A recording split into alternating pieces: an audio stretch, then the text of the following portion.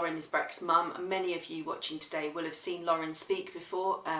She has worked tirelessly since 2014 when she tragically lost Breck to raise awareness of the situations that our children encounter online, and to make sure that the tragedy that happened to her family never happens to anyone else.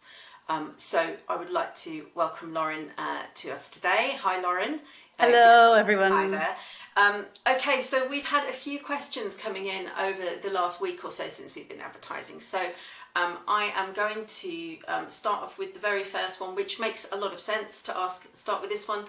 What was it that made you want to start the Breck Foundation, Lorin? Well, it's never something that I grew up wanting to do, is start a business or a charity. The reason I started the Breck Foundation along with our original volunteers was because I felt like I had to. After my son Breck was groomed, and I had tried to do everything that I knew how to do at that time, contacting 2 different schools, teachers, support staff, speaking with school nurses, school librarians, 2 different vicars, and parents and police, and yet I couldn't get any good advice on what to do when I was concerned that my son was being groomed. I think people didn't recognize that boys could be groomed too. People didn't see him as being vulnerable because he was an everyday schoolboy who had friends, who had confidence, who was kind of handsome, in my opinion. He was never a problem within his school setting, so no one believed that he was the kind of kid that could fall for something like that. And so that's why, as that sort of police investigation unfolded, I realized that there were a lot of people that, had they sat in a session like today, had they had Breck Foundation come into their school or their workplace, or even read about what we do, that between all of us, between me and Breck's friends and Breck's teachers and the police, we could have saved his life. And for a boy who has so much potential, and all of our children, we want to protect. I think it's worth learning more about grooming and relationships that young people might encounter and engage with online. And that's why I started the charity, and I'm so pleased that we've just grown and be able to have a voice and be able to educate and empower young people. And that's that's our mission. Yeah, thank you, Lorin. And I think on behalf of all of us, it's an incredibly powerful thing that you did, and I certainly am very excited to be part of it as well. We love having you, Sarah. Oh, thank you, Lorin. Okay, it's not allowed to be a love-in. Okay. How much do you think parents should police what their children are doing online? So this is another question that came in. I mean, I think this is a really difficult question, actually, because I'm a parent too. So I think, it's different at different ages, isn't it? It's hard. What would you say? What would your advice be? I think, a question like this, when you think about every family, is different and raises their children differently. It really, it does depend on the age, but what's so important is to get the education in from a young age. So just like a sex education type lesson, these real life lessons, we don't teach children about that after they've already engaged in sexual activity or conversations. We want to teach them before they are approached in that way. It's the same with online safety. Sadly, we do have to teach our children about online safety much earlier than we would have thought, because we are putting devices into our children's hands. They are engaging, sometimes starting out with friends from school like Breck did, and then Breck was introduced to the predator through friends from school, where it felt like a safe environment. So in terms of sort of monitoring and policing, if I could do things differently, I would, from a young age, make sure that I had all of my children's either their passwords or access when they're in primary school, so that I could have an eye on everything that they're doing. I think what's really important is, if you decide to do something like that, either through software or through sharing of passwords, or however you choose to monitor that, it's important that it's not a secret that we're doing. We're not secretly stalking our children. We want to be open with them and say, I'm not going to come and play, on your games or socialize with your friends every day, But if I feel I need to, or if I'm a little bit concerned, I want to be able to have access. And that's, in a way, I feel a good beginning within primary. But as they get older, of course, they're going to want more independence. And I think that's where it gets more difficult. I trusted actually that Breck would make good decisions about who he engaged with online. I did not recognize the really negative and dangerous power of predators. Even though I was aware of this predator, I didn't understand the full picture of how grooming can involve, the manipulation, the control, the isolation. And I saw it happening and I reported that it was happening, but it goes even much deeper than I recognized.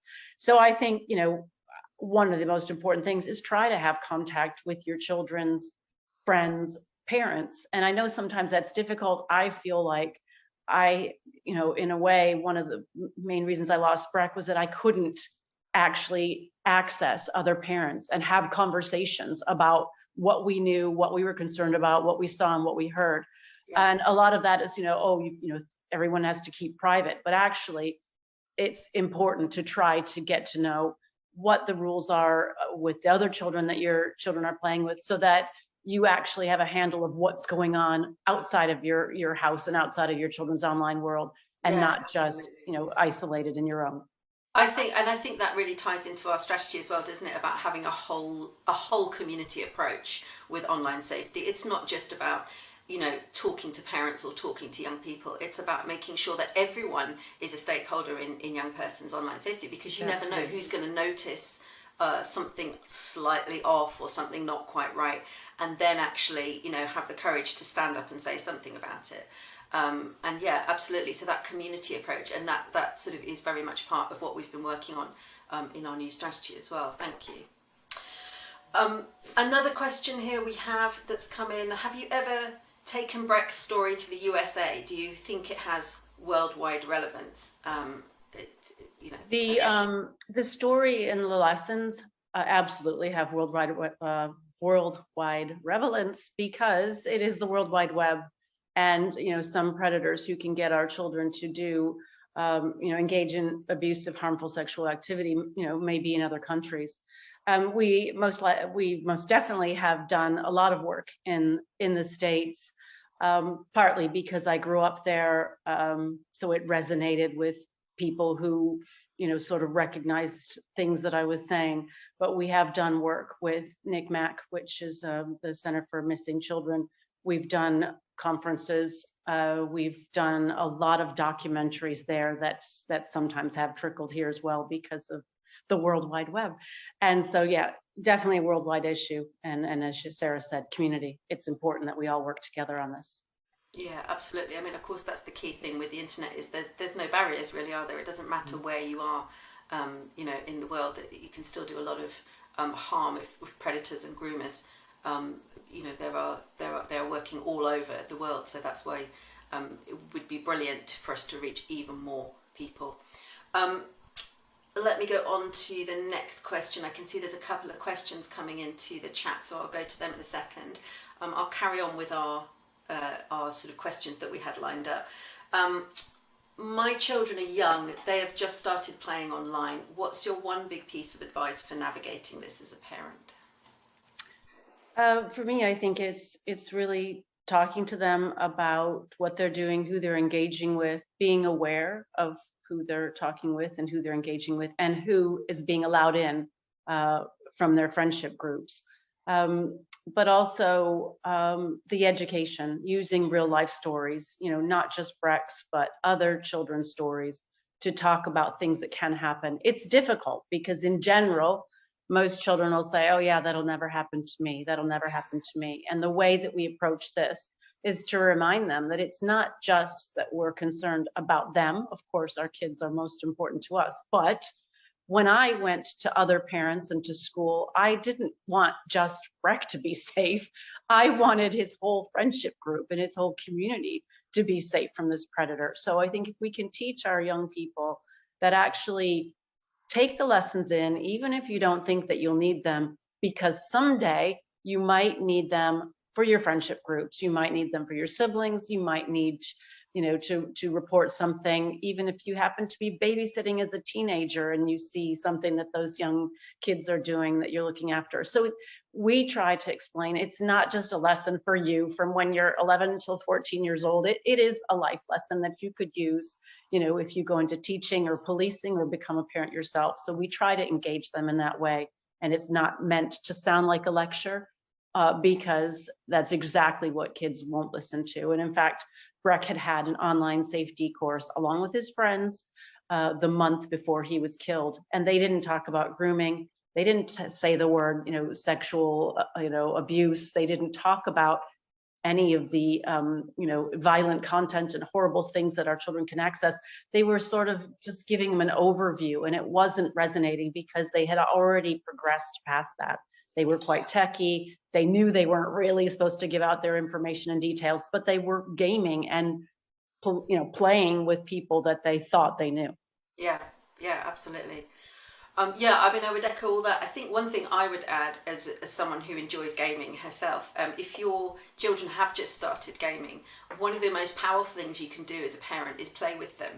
So sit down and spend some time doing what they enjoy online. Because I know as a parent, I am very prone to nagging my children about how much screen time they're having and why, particularly things like watching people playing games on YouTube rather than playing the game yourself, which is the thing they all love doing nowadays, but it's quite befuddling to the rest of us. And so I think if your kids are starting gaming and they enjoy gaming, play with them, because that way not only will you get an understanding of what the gaming is all about and where any potential contact might be happening within the different games. So obviously when we're playing games online, there are chances for people to chat and start connecting with each other. So you'll understand those mechanisms.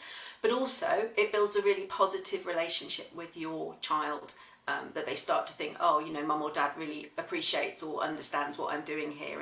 And so they will have more of a positive feeling towards you. So if something does go wrong, they're more likely to come and talk to you. Whereas if they constantly feel like they're being monitored or harangued or sort of, time stamped, then they might not speak up at all. Or they might talk to someone else or talk to a friend rather than come to you. I think that's such a good point, Sarah, because one of the ways that the predator used to sort of put a wedge between Breck and myself was the fact that technology wasn't my forte, that I wasn't a gamer, that I didn't understand their life. And the thing is I loved hearing Breck laugh and get excited in his room. I mean, I had no problems with him gaming with people who are safe. But a predator turned that around and made me into be the bad guy. So by being there and enjoying, you're showing your young people that actually you aren't that bad guy, that you get it. You understand there is fun. It's hard though. Yeah. I have so many parents that come to us and say they are concerned because of the extended amounts of time that their young people want to spend online and game. And again, that, we have to do our best to not nag as the parent and be the bad guy. And it's really hard when you're working against someone who wants them online 24/7 so that they can access our children. That online offline balance is something that we all have to come to terms with and figure out. And that's something I think is never too early to start engaging kids in helping to decide for themselves. Have I spent too much time online today? Should I do something else? It's quite an important, I think, skill to have from an early age that we didn't need when we were growing up, and our kids really do. Okay, I'm going to get to one that's come in from Facebook. So this is from a foster carer. I'm a foster carer and attended a talk by you at one of our centres. Oh, brilliant, thank you very much. The question I would like to ask is, are you still going to foster care agencies to do talks, bearing in mind children in care are often the ones who are vulnerable and chosen by these sick individuals? Okay, so that's our question. That is a really good question, because when I have worked with foster carers, there are oftentimes I feel like I'm talking about victim personalities as well as predatory personalities, because there could be, children in care who are possibly preying on other children as well. So sometimes I saw foster carers and even, parents need to look at that with both hats, thinking, am I looking at what, the people in my home are doing online and how they're relating. So I fully believe it's one of the most important places that we can visit and educate. And we have tried in past to work on some collaborations. We welcome any sort of way to help to get in with groups to be able to give sort of, group foster care sessions. And yeah, please afterwards contact us and see what we can set up. But I think one of the things is the funding, and on both, on both sides. So the more sort of we hear about what you want and what you need when we do get funding in, we can then possibly focus more on those areas, because I feel they are so important. And I'd emphasise again that is in our new strategy, which we are launching today, having a more of a making sure that we reach young people who are in the most vulnerable sectors, and most definitely those in foster care and looked after children would qualify as that. So that will be part of our new strategy, is finding ways to make sure we can deliver to as many as possible who fall into that category. Okay, we've just got time, I think, for one last question. So this is one that was emailed in ahead of time. What are the most common, have I asked this one? What are the most common ways people are trying to contact young people online? I haven't asked that one yet, have I? No, and I think, when I thought of that, I saw that question come in, and I thought, is the places that we're thinking about, the platforms. But at the end of the day, any platform that our children use that has access to someone that we don't know in real life is a place that a child could be abused or groomed or trolled or bullied. So it's important to remember that there are no specifically safe platforms, even when a company does have some better moderation and better methods. We still have to have the education in place before we allow our children to engage on these platforms online.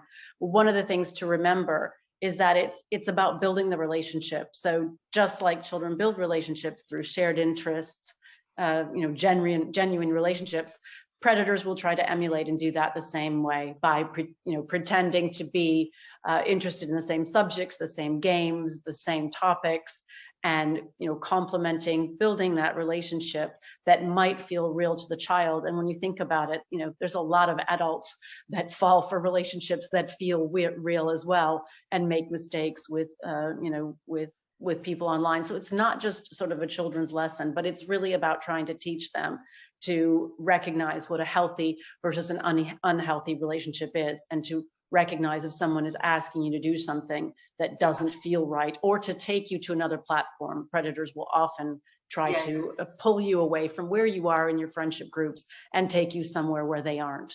So, yeah, absolutely. I think that's really true. And I think, obviously social media, we hear a lot about that being, and it clearly is, a way that people are using those platforms to groom children, but also, through gaming as well, because with gaming, you're kind of you're concentrating on something else. So the people that you're talking to, you haven't necessarily got safety first and foremost in your head.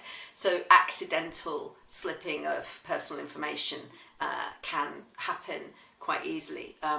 So I think that's something that we should all be aware of as parents and non-parents as well. Everyone concerned with online safety.